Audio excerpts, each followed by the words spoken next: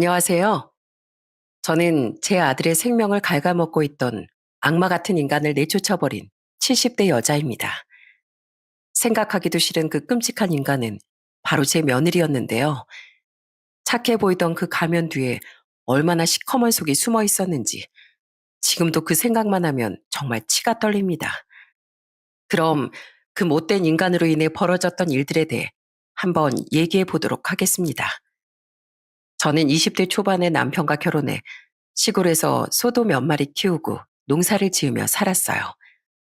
아들 하나, 딸 하나를 낳았는데 둘 다 성격이 쾌활하고 착해서 우리 집안의 복덩이였답니다. 저희 아들은 대학을 졸업하고 증권회사에 취업했어요. 첫 출근을 하는데 정장을 갖춰 입은 그 모습이 너무 대견하고 멋있더라고요. 이야, 우리 아들이 이제 증권맨이네, 증권맨.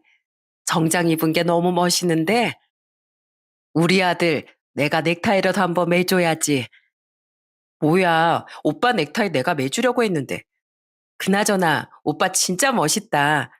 내가 우리 오빠 증권회사 취업했다고 친구들한테 다 자랑했는데 친구들이 다 부러워하더라. 오빠 월급 받으면 한턱 쏘는 거 알지? 아들은 쑥스러워하면서 그날 첫 출근을 했답니다. 그리고 그 이후에 누구보다도 더 열심히 직장을 다녔어요. 그런데 아들이 취업한 지 얼마 안 됐을 때였어요. 갑자기 어떤 아가씨를 집에 데려오더니 저랑 남편 앞에 무릎을 꿇는 겁니다. 어머니, 아버지, 저 이 사람이랑 결혼하겠습니다. 이 사람 뱃속에 제 아이가 있어요. 당시 만나던 여자친구를 덜컥 임신시켰다는 말에 저와 남편은 너무 깜짝 놀라고 말았어요. 아직 사회초년생인데 벌써부터 결혼한다고 하니 너무 걱정이 되더라고요. 하지만 예비 며느리도 어린이집에서 보육교사로 일하고 있었고 저희 아들도 탄탄한 직장에 다니고 있으니 둘이 열심히만 살면 괜찮을 거라고 생각했습니다. 그래서 아들을 며느리와 결혼시키게 되었어요. 그때 당시 저희 아들의 나이가 26살이고 며느리도 아직 23살밖에 안 됐을 때였는데 나이가 너무 어려서 걱정했던 것과는 달리 며느리가 너무 착하고 싹싹하더라고요. 하루는 둘이 저희 집에 왔는데 제가 소위 어물을 주러 가는 걸 보고 며느리가 따라 나오는 겁니다. 어머님, 저도 소위 어물 주는 거 같이 해볼래요. 저 이런 거 진짜 해보고 싶었단 말이에요. 아유, 이런 걸 뭐하러 해. 홀몸도 아니고 임산부인데 집에서 가만히 쉬어야지. 임산부도 가만히 있는 것보단 조금씩 움직여주는 게 더 좋대요. 그리고 저 원래 빨빨거리고 돌아다니는 거 좋아하는 스타일이라 가만히 있으면 너무 심심하단 말이에요. 어머님, 그리고 저 이따가 상추도 따보면 안 돼요? 지난번에 고기 먹을 때 어머님이 상추 따오신 거 너무 맛있었단 말이에요. 저도 한번 해볼래요. 네? 며느린 참 애교가 많고 살가운 성격이었어요. 그래서 저도 딸이라고 생각하고 참 많이 예뻐해 줬답니다. 몇 달이 흘러 며느린 이란성 쌍둥이로 아들 하나 딸 하나를 낳았어요. 손주가 하나만 생겨도 기쁜데 동시에 둘이나 생기니까 너무 기쁘더라고요. 게다가 저희 딸도 애들을 너무 예뻐했어요. 아, 이 볼살 좀 봐. 귀여워 죽겠어. 올케 언니, 조카들한테 필요한 거 있으면 다 말해요. 내가 그래도 직장 다니는 고모인데 우리 조카들이 필요하다는 건 다 사줘야죠. 며느리는 애들이 태어난 후에도 자주 저희 집에 찾아왔답니다. 하루는 남편이랑 밭에서 일을 하고 있었는데 저 멀리서 며느리가 몸빼 바지를 입고 머리에다가 뭘 이고선 엉덩이를 실룩거리면서 걸어오는 거예요. 아버님, 어머님, 새참 드세요. 뭐야, 너 이런 것도 할 줄 아니? 안 그래도 우리 지금 집에 가서 점심 먹으려고 했는데. 에이, 집까지 가서 점심 드시려면 왔다 갔다 시간도 오래 걸리잖아요. 제가 솜씨는 별로 없지만 그래도 두부김치랑 콩국수 해왔으니까 한번 드셔보세요. 아참, 새참엔 이게 빠질 수 없죠. 우리 아버님이 제일 좋아하시는 막걸리. 그러자 저희 남편이 기분 좋게 껄껄 웃음을 터뜨리더군요. 이야, 우리 며느리가 역시 내 마음을 알아주는구만. 우리 시골 사람들은 힘들게 반일하다가도 막걸리 한 잔이면 피로가 싹 풀리는 거거든. 그나저나 우리 며느린 평생 도시에서 살았으면서 이런 건 어떻게 알았나 몰라. 그거야 TV에서 많이 봤으니까 그렇죠. 저 이런 거 진짜 해보고 싶었단 말이에요. 다음엔 더 맛있는 거 해다 드릴 테니까 기대하세요. 며느리 덕에 안 그래도 화목했던 집안에 웃음꽃이 항상 가득했답니다. 게다가 저희 손주들까지 너무 착하고 예뻤어요. 저희 손주들이 8살쯤 됐을 땐 집 근처 바닷가에 가서 다 같이 낚시를 한 적이 있었어요. 저희 아들이 낚시를 하다가 낙지를 건져 올렸는데 저희 손자가 신나서 방방 뛰더라고요. 우와, 낙지다, 낙지. 아빠, 방금 잡은 거 낙지 맞죠? 그래, 이게 바로 낙지야. 너 낙지가 몸에 얼마나 좋은지 아니? 낙지를 먹으면 혈액순환에도 좋고 면역력도 높아지고 피부도 탱탱해진대. 우와, 그게 정말이에요? 그럼 나 낙지 많이 먹을래요. 낙지 또 잡아주세요. 네? 저희 손주들은 유난히 저희 아들을 잘 따랐어요. 게다가 저희 아들이 나온 학교를 돌아다니는 걸 그렇게 좋아하더라고요. 얘들아, 여기가 아빠가 나온 초등학교야. 예전엔 초등학교가 아니라 국민학교라고 불렀어.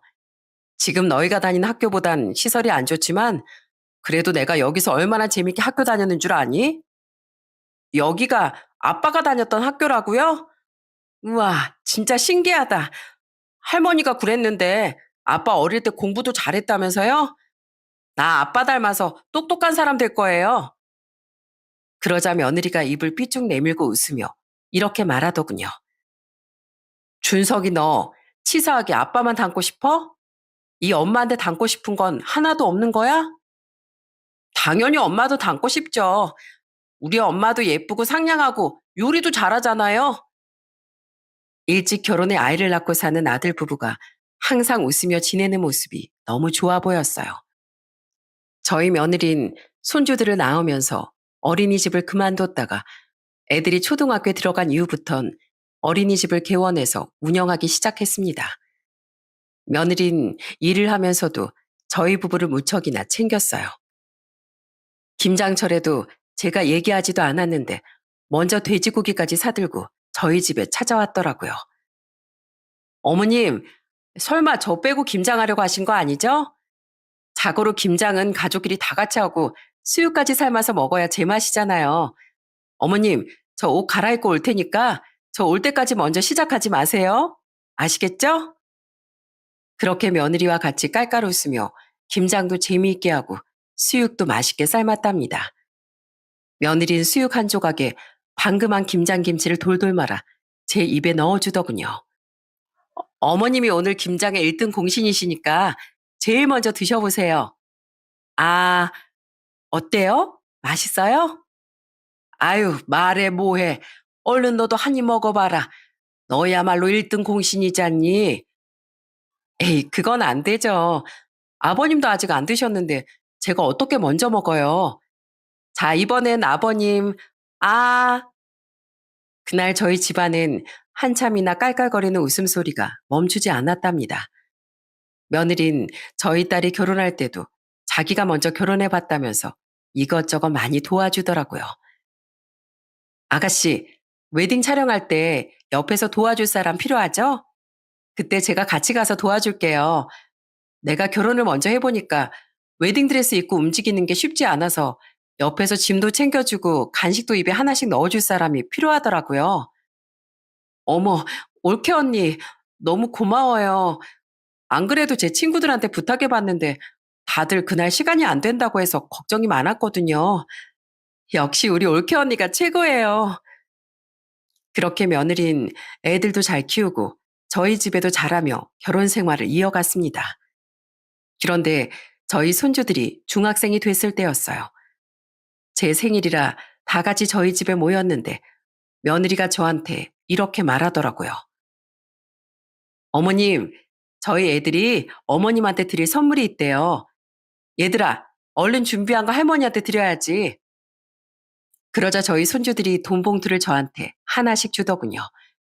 이게 뭐냐고 물어보니까 저희 손자가 이러더라고요. 할머니, 이거 저랑 준이가 할머니 드리려고 용돈 조금씩 모은 거예요. 엄마가 그러는데 할머니랑 할아버지가 있기 때문에 우리 아빠가 있는 거고 우리 아빠가 있기 때문에 우리가 있는 거래요. 그래서 늘 할머니한테 감사한 마음을 가지고 살아야 된다고 했어요. 할머니, 생신 너무 축하드려요. 저희가 나중에 커서 이것보다 더 좋은 선물 많이 드릴게요. 아이고, 어쩜 이리도 마음이 예쁠꼬. 애미야, 네가 자식들을 정말 잘 키웠구나. 애들이 널 닮아서 아주 천사가 따로 없어. 저는 싹싹한 며느리와 착하고 예쁜 손주들 덕분에 하루하루 행복을 느끼며 지냈답니다. 그런데 계속 그렇게 행복한 일들만 있었으면 얼마나 좋았을까요? 저희 손주들이 고등학교 3학년이 되었을 때 생각지도 못한 불행이 찾아오고 말았습니다. 하루는 아들이 집에 내려왔는데 살도 좀 빠져 보이는 것 같고 입맛이 없다면서 밥도 깨작깨작 먹는 거예요. 게다가 안색도 너무 안 좋아 보이더군요. 정남아, 너 혹시 황달 아니니? 얼굴도 그렇고 눈알도 약간 누리끼리한 게 황달기가 있는 것 같은데. 아, 요즘에 술을 많이 마시고 피곤해서 그런가 봐요. 예전엔 일 때문에 술 많이 마시고 다녀도 괜찮았는데 저도 이제 나이를 먹어서 그런가 좀 버겁네요. 아휴, 아무리 일이 중요해도 그렇지 술 좀 줄여야 되는 거 아니야? 너 그러다가 몸 망가지면 어떡하려고 그래? 이 정도는 괜찮아요. 우리 애들 나중에 결혼도 시키려면 돈 벌 수 있을 때 많이 벌어놔야죠. 하지만 아들은 그 이후에도 계속 상태가 별로 안 좋아 보였어요. 그래서 저는 그럴 때마다 아들에게 병원 좀 가보라고 얘기를 했답니다. 그런데 하루는 유난히 꿈자리가 사나운 날이었어요. 갑자기 저녁 때 아들한테서 전화가 왔는데 아들이 울먹거리는 목소리로 이러는 겁니다. 어머니, 식사하셨어요? 그래, 먹었다. 근데 너 목소리가 왜 그래? 혹시 무슨 일 있니? 그런데 아들은 아무 말도 없이 조용히 흐느끼기만 하더군요. 너 지금 우냐? 너 울어? 무슨 일이야? 도대체 무슨 일인데 그래? 그러자 아들은 서럽게 울면서 저한테 이러더군요. 어머니, 저 병원에 갔는데 몸이 많이 안 좋대요. 간경화 말기래요. 뭐? 간경화 말기? 아니, 그게 도대체 무슨 소리야? 우리 집에 나랑 너희 애비랑 둘 다 건강한데 네가 무슨 간경화야? 제가 일하면서 술을 너무 많이 마셔서 그런가 봐요. 일단 회사에 얘기하고 당분간은 치료에 집중하려고요. 어머니 말씀대로 평소에 제가 몸 관리를 잘했어야 했는데 어머니 말씀을 안 들어서 이렇게 된 건가 봐요. 죄송해요, 어머니. 저는 아들이 간경화 말기라는 사실에 큰 충격을 받고 말았습니다. 어릴 때부터 워낙 몸이 튼튼했던 애라 이런 병에 걸릴 거라곤 상상도 못했거든요. 그 이후에 전 종종 서울에 올라가 아들이랑 같이 병원도 가고 이것저것 챙겨줬습니다. 집이 멀어 자주 가지 못했지만 그래도 며느리가 옆에서 잘 돌봐줄 거라고 믿었어요. 그래서 전 며느리에게 전화해 이렇게 말했습니다. 혜미야, 네가 고생이 많다. 내가 네 계좌로 500만 원 보냈는데 이걸로 우리 아들한테 음식도 좀 잘해주고 네가 옆에서 잘 보살펴줬으면 좋겠구나. 애미 내가 곁에 있어주지 못해 미안했는데 너라도 옆에 있어주니 참 다행이구나. 어머님, 걱정하지 마세요. 제가 그이 옆에서 잘 지킬게요. 꼭 나아서 다시 건강해질 수 있도록 제가 정말 노력할게요. 며느린 자기가 옆에서 잘 돌보겠다며 엉엉 울더군요. 저는 며느리한테 저희 아들 잘 부탁한다고 몇 번이나 당부했어요. 그런데 그날 그렇게 보내준 500만 원이 발단이 될 줄은 꿈에도 몰랐습니다. 그 일이 있고 나서 한 달도 안 됐을 때였어요. 갑자기 며느리한테서 연락이 온 거예요. 어머님, 저 이런 말씀 드려도 될지 모르겠는데 이번에 저희 오빠가 몸이 크게 다쳐서 병원비가 많이 필요하거든요. 어머님도 아시겠지만 저희 오빠네가 되게 힘들게 살잖아요. 혹시 어머님이 3천만 원만 빌려주시면 안 될까요? 뭐? 3천만 원을? 솔직히 그 얘기를 들었을 땐 여태까지 3천만 원도 안 모으고 뭐 했냐는 소리를 하고 싶었어요. 하지만 며느리가 제 아들을 옆에서 보살피느라 고생하고 있는데 괜히 물어보면 기분이 상할까봐 물어보지도 않았습니다. 그런데 며느린 저한테 이렇게 얘기하더라고요. 저희가 대출이라도 받으려면 받을 순 있는데 그럼 대출이자도 나가고 그렇잖아요. 그러니까 어머님이 좀 빌려주시면 안 될까요? 제가 올해 안에 꼭 갚아드릴게요. 그래, 대출이자 내느라 생돈 나가는 것보단 대출이자 아낀 비용으로 우리 아들 병원비하고 약값 하는 게 낫지. 그래, 내가 그 돈 보내주마. 그나저나 우리 아들도 저렇게 누워있고 너희 오빠도 사고로 누워있다니 네가 참 마음이 아프겠구나. 어쩔 수 없죠. 이게 다 제가 감당해야 될 운명인가 봐요. 어머님, 정말 감사해요. 제가 올해 안에 갚는다는 약속 꼭 지킬게요. 그런데 며느린 저한테 3천만 원을 빌려간 지 얼마 안 돼. 또 저한테 연락해서 이러더라고요. 어머님, 저희 애들 이번에 대학 들어가는데 등록금이랑 이것저것 돈 나갈 때가 좀 많네요. 쌍둥이라 그런지 뭐든지 다 두 배로 들어가서 너무 힘들어요. 돈 달라는 말을 대놓고 하진 않았지만 누가 들어도 그건 돈을 달라는 부탁이었습니다. 그래서 저는 며느리에게 이렇게 얘기했어요. 그래, 애들 등록금이 얼만데 그거 우리가 내주마. 손주들 대학 간다는데 내가 그 정도는 해줘야지. 사실 며느리가 갑자기 자꾸 돈 얘기를 하니까 좀 당황스럽긴 했어요. 그런데 저도 눈치는 있는 편이라 며느리가 이런저런 핑계를 대곤 있지만 아무래도 저한테 말 못할 무슨 사정이 있는 것 같다는 생각이 들더군요. 그래도 며느리가 그동안 우리한테 했던 것도 있고 우리 아들 바로 옆에서 돌보고 있는 사람이기 때문에 전 그냥 알아도 모르는 척하고 그 돈을 보냈습니다. 우리 며느리 같은 사람이라면 충분히 그럴 만한 사정이 있다고 생각했으니까요. 그런 모습들이 아니었다면 제가 뭐하러 바보같이 그런 돈을 보냈겠어요? 그 이후 저희 손주들은 대학에 들어갔는데 용돈을 직접 벌어서 쓴다면서 둘 다 아르바이트를 한다고 하더라고요. 아르바이트 때문에 맨날 밤늦게 집에 들어온다는데 그 모습이 너무 기특하고 예뻤어요. 그런데 하루는 아들이 너무 걱정돼서 아들한테 영상통화를 건 적이 있었어요. 그런데 아들이 컵라면 국물에 밥을 말아먹고 있는 거예요. 정남이 너 지금 컵라면 먹고 있는 거니? 아픈 애가 무슨 컵라면이야. 이럴 때일수록 더 잘 챙겨 먹어야지. 애미가 밥도 안 챙겨줘? 애들 엄만 오늘 주말이라 약속 있어서 잠깐 나갔어요. 그리고 컵라면은 제가 먹고 싶어서 먹는 거예요. 아프다고 건강식만 챙겨 먹었더니 가끔씩 이런 것도 먹고 싶어서요. 아들은 그렇게 말하긴 했지만 원래 라면을 좋아하는 애도 아니었고 아픈데 굳이 왜 라면을 먹는 건지 이해가 안 되더군요. 그 이후에도 아들이랑 자주 영상 통화를 했는데 점점 더 안색이 안 좋아 보이는 겁니다. 그래서 하루는 너무 걱정되는 마음에 서울까지 올라가 아들 집에 찾아갔습니다. 가보니 또 며느리를 외출했다고 하고 아들 혼자 침대에 누워 있더라고요. 그런데 저는 부엌에 갔다가 깜짝 놀라고 말았습니다. 아들이 밥을 잘 챙겨 먹고 있는 줄 알았는데 부엌에 제대로 된 음식이 하나도 없었거든요. 얘 정남아, 너 내가 보내준 반찬이랑 김치랑 다 어디 갔어? 내가 너 좋아하는 반찬들 다 해서 보내줬잖아. 김치도 종류별로 담가서 보냈는데 도대체 그거 다 어디 간 거니? 그런데 아들이 제 질문에 아무 대답도 안 하더라고요. 아유, 그리고 왜 밥솥엔 밥이 하나도 없어? 애미가 밥도 안 해놓고 국도 안 끓여놨니? 여기 지금 다 인스턴트 식품에 빵에 그리고 이건 유통기한도 지났잖아. 그리고 집안꼴이 도대체 이게 뭐야? 네 마누라 집안 정리도 안 하니? 아니에요. 제가 치우면 돼요. 네가 치우긴 뭘 치워.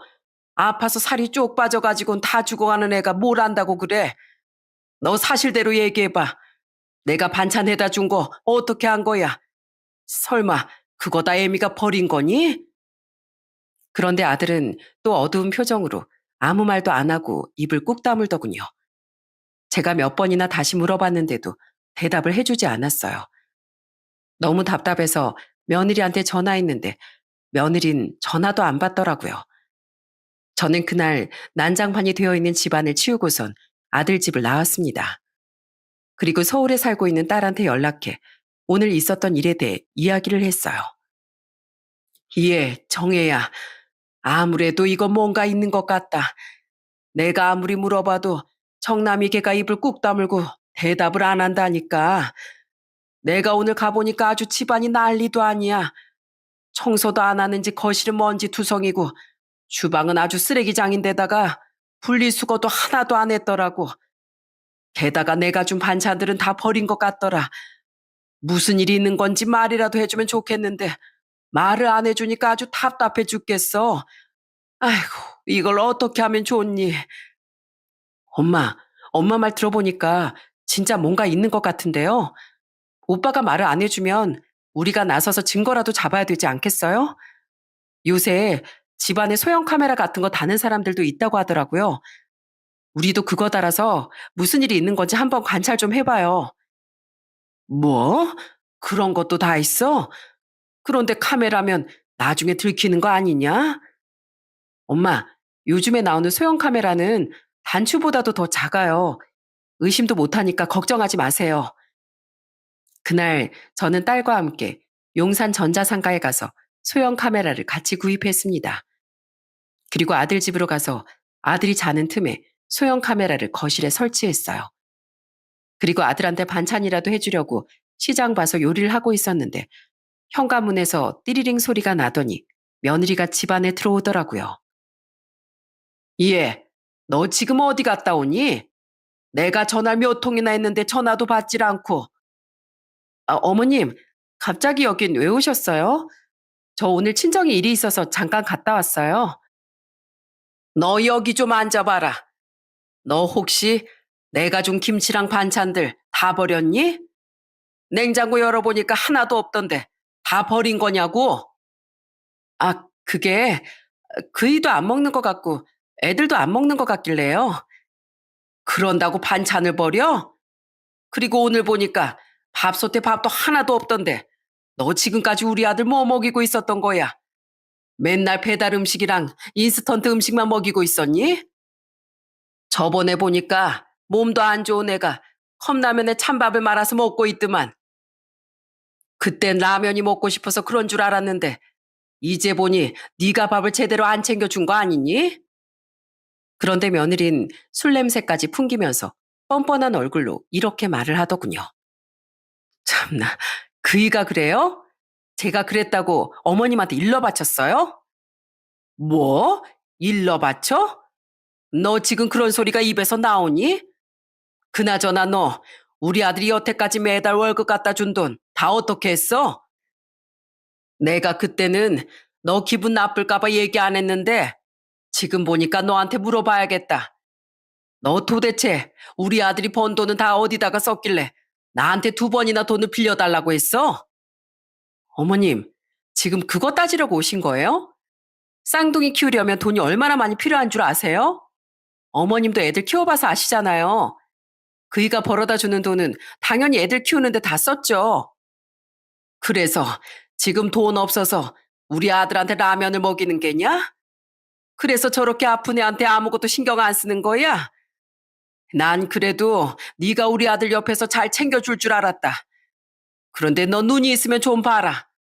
내 아들이 밥도 제대로 못 먹고 힘없이 누워가지고 허구한 날 울고만 있는 것 같더라.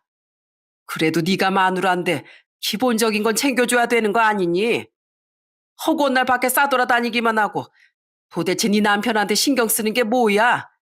주말마다 맨날 외출했다고 그러더니 오늘은 아예 술까지 먹고 이 시간에 들어와? 어머님, 저도 힘들어서 그래요. 저는 술도 마시면 안 돼요? 뭐라고? 예, 너 도저히 안 되겠다. 너 당장 우리 아들 월급 통장 좀 갖고 와봐라. 내가 확인 좀 해봐야겠어. 우리 아들이 그래도 잘 나가는 증권맨이라 연봉도 많이 받았을 텐데 그걸 애 2명 키우느라 다 썼다는 게 도저히 납득이 안 된다. 그 많은 돈 다 어디로 썼는지 내가 확인해야겠으니까 당장 갖고 와보라고. 참나, 어머님이 뭔데요? 진짜 웃기고 있네. 어머님, 저 사람 와이프예요. 그러니까 선 넘지 마세요. 저희 집 살림은 제가 알아서 하는 거라고요. 왜 어머님이 월급 통장을 깔아말 하시는데요? 이럴 거면 가세요. 저희 집에서 나가시라고요. 뻔뻔하게 나오는 며느리의 모습에 너무 기가 막히더라고요. 그런데 그때 옆에서 듣고 있던 저희 딸이 며느리한테 이렇게 말하더군요. 옳게, 어른한테 말이 너무 심한 거 아니에요? 아무리 술을 많이 먹었어도 그렇지 기본적인 예의라는 게 있어야 될 거 아니에요. 술 마시면서 예의까지 밥 말아 먹었어요? 이봐요, 아가씨. 아가씨가 뭔데 참견이에요. 왜 어머님이랑 쌍으로 나한테 난리냐고요? 짜증나 죽겠으니까 얼른 가세요. 엄마, 그냥 가자. 뭐하러 이런 대우 받으면서 여기에 있어? 오빠, 우리 나중에 다시 올 테니까 그때 다시 얘기해. 저는 딸의 손에 이끌려 자리에 일어나면서 너무 분한 마음에 며느리에게 단단히 경고를 했습니다. 혜미 너, 오늘 일 절대 그냥 못 넘어간다. 너 나한테 하나만 걸리면 아주 내 손으로 가만 안 둘 줄 알아. 알겠어? 그날 저는 딸 집에 가서 둘이 맥주를 얼마나 많이 마셨는지 모릅니다. 예전엔 그렇게 착한 며느리였는데 저렇게 돌변한 모습을 보니까 너무 분하고 눈물이 나더라고요. 저희 딸도 씩씩거리면서 이렇게 말하더군요. 엄마, 올케 언니 원래 저런 사람이었어요? 설마 우리 오빠 아픈 것도 올케 언니 때문에 스트레스 받아서 그런 거 아니에요? 저는 어쩌면 그럴 수도 있겠다는 생각이 들더라고요. 그래서 아들 집에 설치한 소형 카메라에 제가 모르는 진실이 담기기만을 기다렸어요. 그리고 얼마 후 저는 그 소형 카메라에서 아주 충격적인 장면을 목격하게 되었습니다. 며느리가 아들이랑 집에서 둘만 있을 때마다 저희 아들을 아주 들들 볶더라고요. 그런데 그 내용이 정말 충격 그 자체였어요. 도대체 나랑 언제 이혼해 줄 거야? 당신은 내가 다른 남자가 더 좋다는데 굳이 나랑 계속 살고 싶어? 그냥 이혼하고 나 좀 놔달라니까. 안 된다고 했잖아. 내가 도대체 몇 번을 얘기해? 그러니까 왜 안 되는데? 억울하면 그냥 이혼하고 그 사람한테 상간남 소송하라니까. 당신 요즘에 간통죄 폐지된 거 알지? 나 이혼해도 법적으로 아무런 문제 없어. 그리고 상간남 소송해봤자 위자료 3천만 원이면 된다고 하던데 뭘. 그러니까 그 위자료 받고 그냥 이혼해달라고. 어차피 우리 애들도 다 성인 됐잖아. 나 솔직히 예전부터 다른 남자 만나고 싶었는데 우리 애들 성인 될 때까지 내가 당신을 참아주면서 산 거야. 알고 보니 며느리가 다른 남자와 바람을 피우고 있는 것 같더군요. 그런데 심지어 저희 아들은 그걸 알면서도 이혼을 안 해주고 있는 것 같았어요. 아들은 며느리가 그렇게 막말을 하는데도 고개만 푹 숙이고 이렇게 말하더라고요. 나 이혼 못 해줘. 내가 누구 좋으라고 이혼을 해줘? 우리 이혼하면 우리 애들이 받을 상처는 생각도 안 해? 나 우리 애들한테 절대 그런 씻을 수 없는 상처 주고 싶지 않아. 애들이 슬퍼할까봐 나 강경한 말기라는 것도 얘기 안 하고 그냥 간이 조금 안 좋아서 쉬고 있는 거라고 얘기했는데 당신이 바람 피워서 이혼한다는 충격적인 얘기를 어떻게 해? 난 절대 그렇게 못해. 그러니까 그 남자가 그렇게 좋으면 그냥 둘이 상간남 상간녀로 그렇게 살아. 알았어? 아무래도 아들은 지금 많이 아프다는 것도 손주들한테 비밀로 하는 것 같더군요. 저는 너무 황당하고 속이 상해 미치는 줄 알았습니다. 그런데 더 어이없는 건 따로 있었어요. 영상을 계속 보다 보니까 며느리가 아예 집에 상간남을 데려오는 장면까지 찍혀 있더라고요. 뭐야, 당신 또 왔어? 너희 둘 진짜 해도 해도 너무한다. 어떻게 내가 떡하니 살아있는데 고개를 빳빳이 들고 우리 집까지 들어와? 이봐요, 정남 씨. 이러지 말고 우리 좋게 좋게 좀 합시다. 그냥 시원하게 이혼해주면 되잖아요. 이혼하면 뭐 큰일이라도 나는 줄 알고 그러나 본데 우리나라가 이혼율이 세계 최고예요. 세계 최고. 정남 씨만 이혼하는 게 아니라니까. 당신 와이프가 당신이랑 살고 싶지 않다잖아. 그런데 왜 이렇게 억지로 잡아두냐고? 당신 그것도 문제 있는 거 아니야? 무슨 집착병 같은 거 있는 거 아니냐고. 다 죽을 때 되니까 사람이 아주 똥꼬집만 세져가지곤. 지가 무슨 말을 하든 난 절대 이혼 못 해줘. 내가 죽는 한이 있어도 절대 못 해준다고.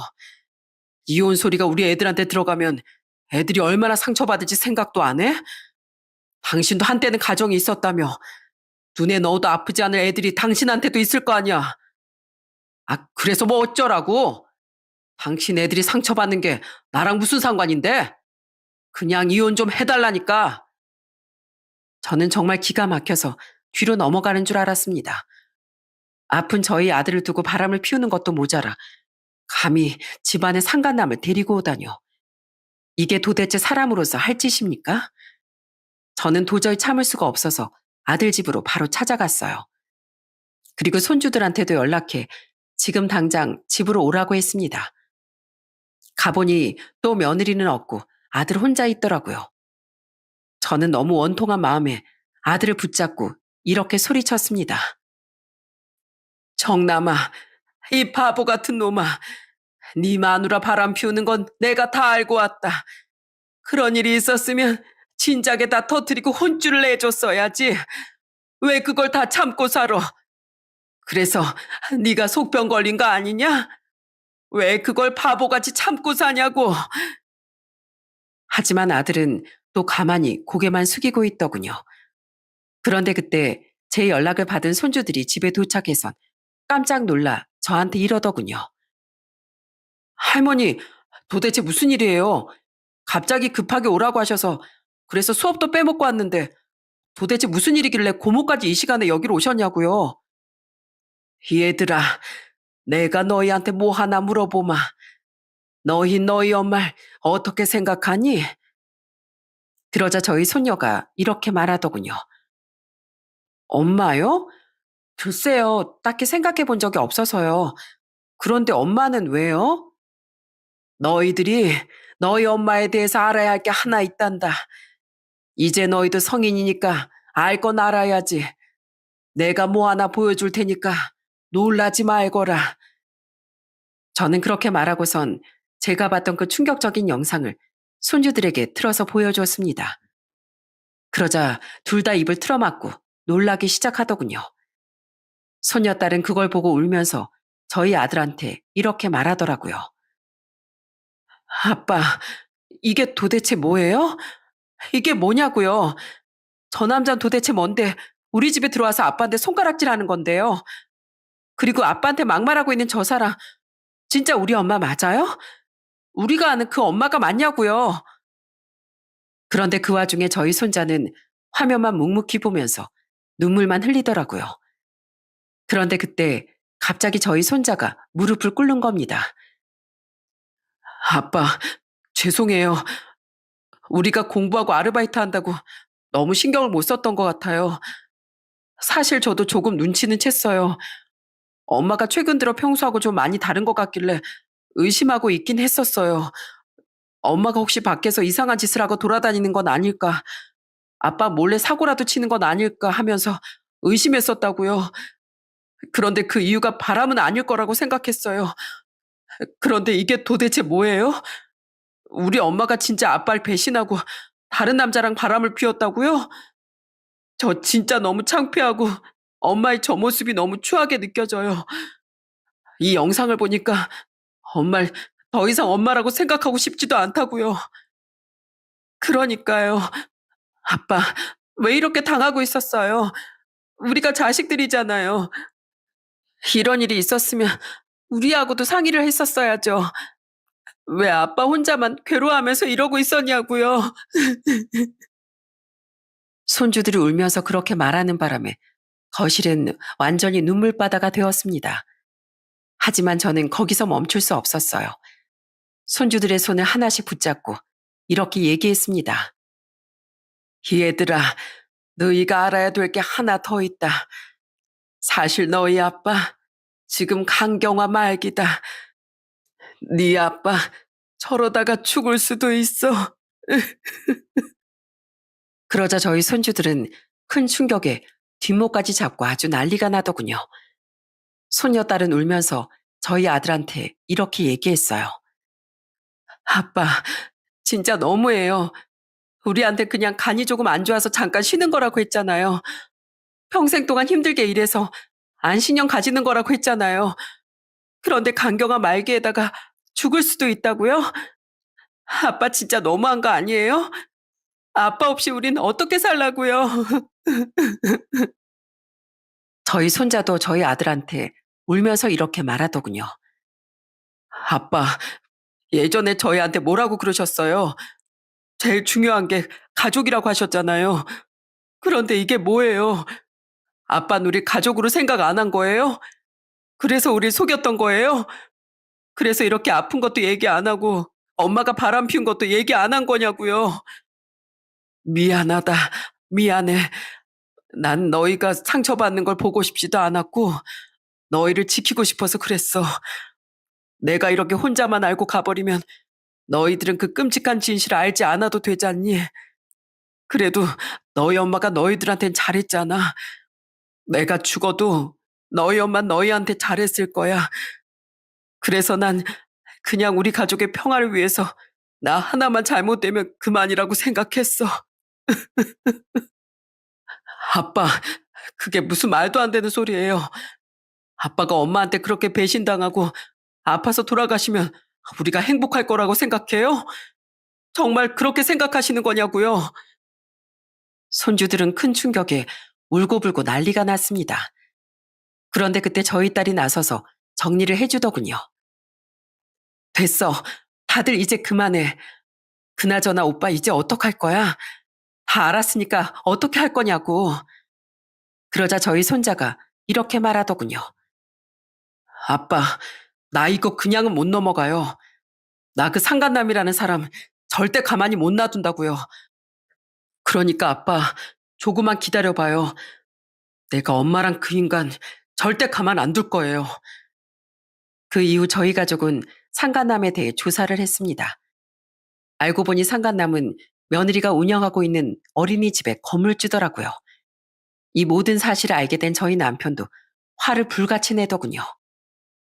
이게 도대체 무슨 일이야? 감히 아픈 내 아들을 두고 딴 놈이랑 바람을 피워? 내가 아주 서울까지 쫓아가서 작사를 내야겠어. 내 아들 모욕하고 가슴 아프게 한 거 아주 그대로 돌려줄 거라고. 저희 남편은 농사일도 다 팽개치고 서울로 올라오겠다고 했지만 지금 키우고 있는 소도 돌봐야 하고 여기 일은 딸이 도와주고 있으니 그냥 저한테 맡기라고 했습니다. 남편은 내키지 않는 듯 했지만 제가 몇 번 얘기하니 어쩔 수 없이 알겠다고 하더군요. 그 후 저희 손녀딸은 집에서 아픈 저희 아들을 보살피고 손자는 혼자 어린이집 앞에서 피켓을 들고 1인 시위를 시작했어요. 그리고 저도 손자를 따라서 같이 시위를 했습니다. 저희 손자가 들고 있는 피켓에는 이런 말이 써 있었어요. 저는 이 어린이집 원장 아들입니다. 저희 엄만 강경화로 죽어가는 저희 아빠를 놔두고 이 건물 건물주와 바람을 피웠으며 그걸로도 모자라 상간남을 집에까지 끌어들여 저희 아빠의 마음을 갈기갈기 찢어놓은 사람이에요. 엄마 때문에 저희 가정은 파탄났고 저희 아빠는 하루하루 죽어가고 있습니다. 정녕 이런 사람에게 아이를 맡기시겠습니까? 어린이집에 애를 데려다주는 학부모들이 저희를 보고 깜짝 놀라며 수군거렸고 지나다니는 사람들도 어린이집을 가리키며 손가락질을 했어요. 그런데 계속 그렇게 시위를 하고 있었더니 며느리가 나와서 갑자기 저희 손자의 뺨을 때려버리는 거예요.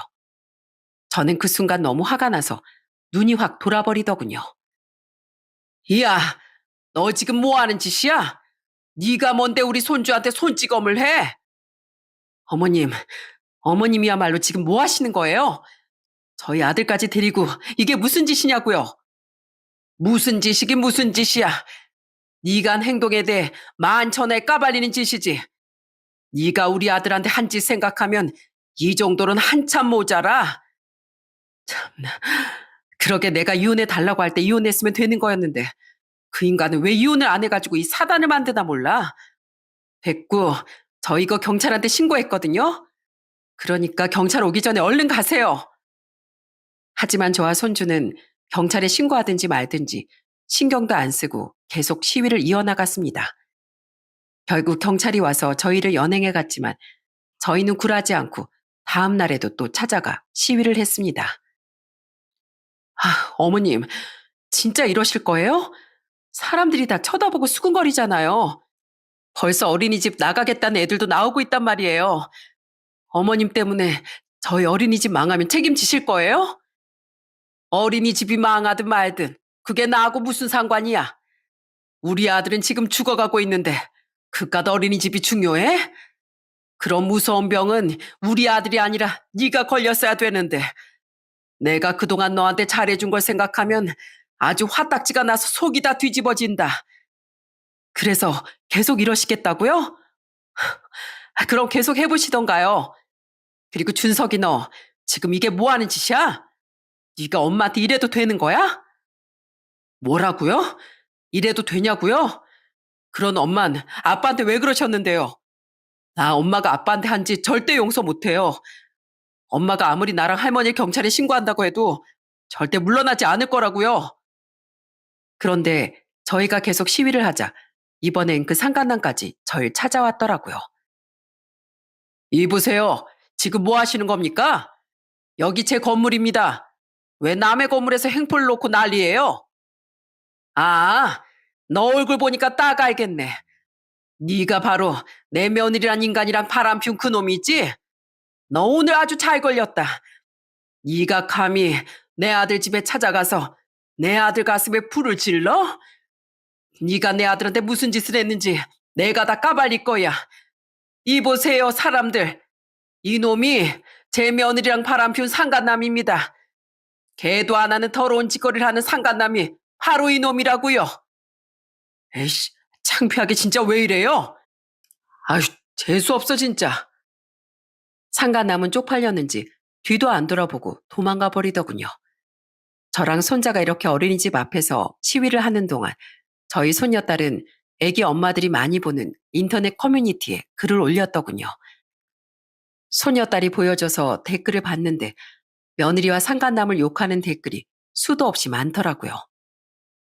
말도 안 돼. 그 어린이집 원장이랑 건물주랑 바람을 피웠다고요? 어머 세상에. 나도 내년에 우리 딸 그 어린이집에 보내려고 했는데 절대 보내면 안 되겠네요. 그런 원장한테 우리 애들을 어떻게 맡겨요? 더러운 놈들. 불륜하는 놈들은 죄다 잡아다가 싹을 다 없애버려야 된다니까.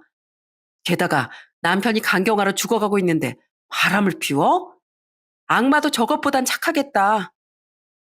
그런데 저와 손자가 경찰에 몇 번이나 끌려가면서도 계속 시위를 하자 며느리가 더 이상은 버티기 힘들었나 봐요. 시위를 시작한 지 일주일 정도 됐을 때 며느리가 집에 찾아와 아들하고 저희 앞에 무릎을 꿇더라고요.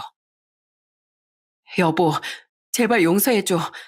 나 지금 인터넷에도 질 나쁜 어린이집 원장이라고 다 소문나고 학부모들도 애들 못 보내겠다고 해서 완전 망하게 생겼단 말이야. 내가 그 남자랑 헤어질게. 그러니까 이번 한 번만 용서해주면 안 될까? 그러자 아들 대신에 저희 손자가 나서서 이렇게 얘기하더군요. 엄마, 용서받을 게 따로 있지. 어떻게 그딴 짓을 해놓고 용서해달라는 말이 나와요? 엄마가 이렇게 무릎 꿇고 빌어봤자 그 말 믿는 사람 우리 가족 중에 아무도 없어요. 아빠, 엄마 말 듣지 말고 그냥 이혼해요. 요즘에 이혼 가정이 얼마나 많은데 괜히 우리 때문에 저런 사람이랑 같이 살지 말고 이혼하라고요. 저희도 저런 사람을 엄마라고 생각 안 해요. 여태까지 아빠가 우리 지켜준 것처럼 이젠 우리가 아빠를 지킬 테니까 그냥 엄마랑 이혼하라고요. 사실 아들은 애들 때문에 여태까지 그 모든 걸 숨기고 있었던 거였는데 손자가 그렇게까지 얘기하니까 드디어 마음을 굳힌 것 같더라고요. 결국 아들은 며느리를 똑바로 바라보며 이렇게 얘기하더군요. 당신, 그동안은 날 만만하게 생각해서 날 그렇게 모욕했는지 모르겠지만 이제 나도 더 이상 못 참어. 당신 때문에 이미 우리 애들이 상처 많이 받았는데 더 이상 당신 같은 인간 밑에서 우리 애들을 살게 하고 싶지 않다고. 그러니까 용서해달라고 하지 말고 그냥 이 집에서 꺼져. 당신이 그렇게 원하던 대로 이혼해 줄 테니까 그놈이랑 가서 살라고. 알겠어? 여보, 나 진짜 잘할게. 이번엔 진짜 실수였어. 그러니까 한 번만 용서해주라. 어? 내가 앞으로는 당신 밥도 잘 챙겨주고 병간호도 잘한다고 약속할게. 필요 없어. 너같이 끔찍한 인간이 나한테 무슨 짓을 할 줄 알고 내 옆에 계속 두겠어? 너랑 계속 같이 살 바엔 차라리 내가 그냥 혀 깨물고 죽는 게 나아. 그러니까 다신 용서해달라는 얘기도 하지 말고 우리 가족 눈앞에 나타나지도 마. 우리 애들한테 나쁨을 들이지도 말고 그냥 그놈이랑 같이 사라져버리라고. 알겠어? 그 말을 끝으로 저희 가족들은 며느리를 집 밖으로 내쫓아버렸습니다. 그 이후 저희 아들은 결국 며느리와 이혼을 하게 되었어요. 변호사까지 선임해서 제가 며느리한테 빌려줬던 돈을 근거로 재산 분할도 우리 쪽으로 훨씬 유리하게 다 처리가 되었답니다. 상간남한테도 상간남 소송을 걸어서 이기고 평생 상간남 꼬리표를 달고 살게 만들어버렸어요. 전 며느린 저희 아들과 이혼하고 나서 어떻게든 어린이집을 계속 운영하려고 버티고 버틴 것 같던데 결국은 완전히 문제 있는 어린이집으로 낙인이 찍혀 결국 폐원을 하게 되었답니다. 애초에 그런 인간이 소중한 남의 애들을 돌본다는 것 자체가 말이 안 되는 일이잖아요. 요즘엔 인터넷에서 소문이 워낙 빠르니 아마 새로 어린이집을 개원하는 것도 쉽지 않을 겁니다. 시간이 흘러 그 사건이 있은 지 벌써 2년이 지났네요. 그 이후 저희 아들은 어떻게 됐는지 궁금하시죠? 다행히 저희 아들은 손자가 간이식을 해줘서 다시 새 생명을 찾게 되었답니다. 처음엔 손자가 혹시 잘못되거나 부작용이 있을까봐 아들이 계속 거절을 했었는데 저희 손자가 강력하게 주장을 해서 결국 수술을 하게 되었네요. 지금은 둘 다 회복되고 잘 지내고 있답니다. 전 며느리는 이혼하고 나서 상간남이랑 좀 만나는 것 같더니 한 1년도 안 만나서 헤어졌나 보더라고요. 피켓 시위까지 한 저희 손자는 무서웠는지 전 며느리가 저희 손녀딸한테 전화해서 이랬다고 하더군요. 준이야, 잘 지내고 있니? 엄마가 보고 싶진 않어? 난 너희들이 너무 보고 싶어. 난 이제 혼자가 됐는데 너희들이 만나주지도 않으니까 엄마 혼자 너무 외롭구나. 내가 그러지 말았어야 했는데 한순간에 잘못된 선택을 하는 바람에 내 손으로 가정을 깨뜨려 버리고 말았어. 내가 지금 그때 일에 대해 얼마나 땅을 치고 후회하고 있는 줄 아니? 나 다시 너희한테 상처 주지 않을게. 그러니까 너라도 이 엄마를 받아주면 안 되겠니? 아니요, 싫어요. 우리한테 엄마라는 사람은 이미 죽었어요. 그러니까 앞으로는 연락하지 마세요. 이 전화도 내가 마지막으로 받아준 거예요. 그러니까 끊어요. 손녀딸은 이렇게 말하고선 아예 전 며느리의 전화번호를 차단해버렸다고 하더군요. 저희 손주들이 받았을 상처를 생각하면 가슴이 찢어지지만 그래도 이렇게나마 전 며느리의 실체를 알게 되어 가족의 연을 끊을 수 있었다는 점이 정말 다행이라는 생각이 들었습니다. 제가 며느리한테 빌려줬던 돈은 얼마 전에 저희 아들이 저한테 대신 돌려줬어요. 저랑 남편은 안 받으려고 했는데 그 돈이 어머니 아버지 노후 자금 아니었냐며 끝끝내 받으라고 하더군요. 모든 일이 잘 끝나고 이제는 밝게 웃는 아들의 모습을 보면서 제 마음이 정말 짠했답니다. 예전에 스쳐 지나가듯 봤던 명언 중에 이런 말이 있었어요. 진정한 사랑은 좋은 날엔 서로의 편이 되고 나쁜 날엔 더 가까워지는 것이다. 부부라는 건 기쁠 때만 함께하는 게 아니라 슬프고 안 좋은 일이 있을 때도 서로 힘이 되어줘야 하는 관계잖아요. 저희 아들이 간경화에 걸려 하루하루 생기를 잃어가고 있는데도 힘이 되어주긴커녕 뒤통수를 치고 배신한 전 며느리를 보니 아마 전 며느리가 저희 아들을 진정으로 사랑한 게 아니었다는 생각이 드네요. 그랬으니 죄책감도 없이 상간남을 집에까지 끌어들인 거였겠죠. 그런 인간이 벌을 받아 어린이집도 망하고 가족한테도 버림을 받았으니 정말 잘된 거라고 생각합니다. 여러분, 저는 앞으로 죽는 날까지 저희 자식들과 손주들을 위해 열심히 살다 가려고요. 여러분들도 가족을 위해 항상 힘내시기를 바랍니다. 그럼 제 이야기는 이쯤에서 마치도록 할게요. 끝까지 들어주셔서 감사합니다.